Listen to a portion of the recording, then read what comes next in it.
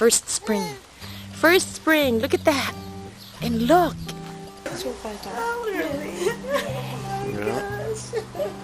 Ain't you good? You guys are going too fast. You're going too fast. Bouncy, bouncy, Zoe. Bouncy, bouncy. Maximum. You the birthday celebrant? Yes, I am the most beautiful girl in the world. Yes, you are. It's After Hours. Let's talk. I'm Zoe, and I'm so happy you guys are here with me today. I have been wanting to start a podcast for a while now, so I'm just so excited. I was thinking the other day, though, I really thought I knew my story and where I came from for at least the first 15 years of my life, and I had no idea. It was all hidden in secrets and conversations that no one knew about. And that's why I started this podcast. Is because I think the conversations we avoid tend to be the ones that shape us the most. I really want you guys to know who's behind the microphone. So, let's talk.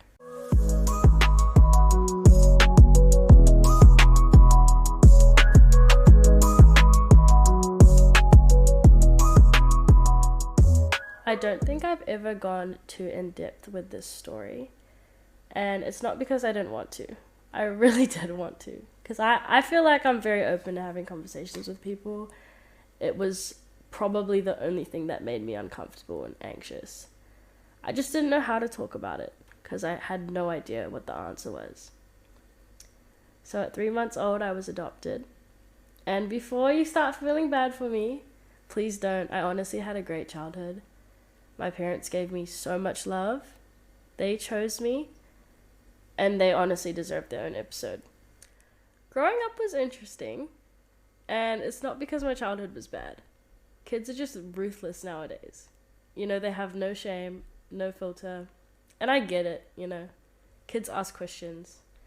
They'd be like, oh, is that your dad? Or, why do you look different? And I didn't really know what to say, to be honest.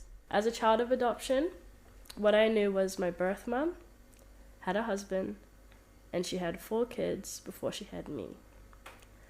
But I was the result of an assault. So from what I was told, I have a different dad, don't know his name, don't know who he is. They're from South Africa. They moved to New Zealand, and I knew their names. That's about it. And I was okay with that. I mean, for the next few years, I just accepted that was probably all I would know. And girl, when I tell you, you cannot trust a 16-year-old with Wi-Fi and too many questions. Because I started digging. I found my sister on Instagram. I knew her name, and for reference, I'm not going to use names in this video. Even though it's my story, it's still their life too, and I want to go about it in a respectful way. But back to the conversation, I texted her. I said something along the lines of, I tried to find it to put it in this video, but I couldn't. But I said something along the lines of, like, hey, I'm your sister. Told her where I live, what I'm doing, da-da-da-da. And not long after, she responded. I mean, if I saw a text, hey, I'm your sister, I'm clicking on that. So, yeah, she was really excited. I mean, we had so much to talk about. Caught up on the last 16 years of our lives. But she had no idea that she had a little sister. And from my understanding, my birth mom's pregnancy was hard, so I got it. I understood. Maybe she just didn't want to go back to that place. Obviously, my sister went to her older siblings and told them about it. But something that really stuck out to me was my oldest sister. She said that she always had a feeling something wasn't right. You know, none of them knew. So my birth mom was then confronted with this information, and that was all I knew. Went about my life, and then one day I come home from school, and my mum comes up to me. She says, your birth mum wants to speak to you. And guys, I was so gassed. I had never spoken to her on the phone. I didn't know what she looked like. I didn't know what her voice sounded like. I didn't know anything. So 16-year-old me, I was ready. I was like, yeah, let's do it. Let's jump on a call. The reason she wanted to speak to me was because she was upset I reached out to her daughter. She was upset because apparently through the whole adoption process, we weren't allowed to tell the kids. We weren't allowed to say, hey, you know, Zoe wants to see you. we had to keep that to ourselves, and I wasn't aware of that. I mean, they were 18, you know? I didn't think that they wouldn't know for that long. No one thought that. Everyone assumed that they knew. So yeah, it was an emotional call, you know, seeing my mum for the first time. Her husband was sitting next to her in the FaceTime.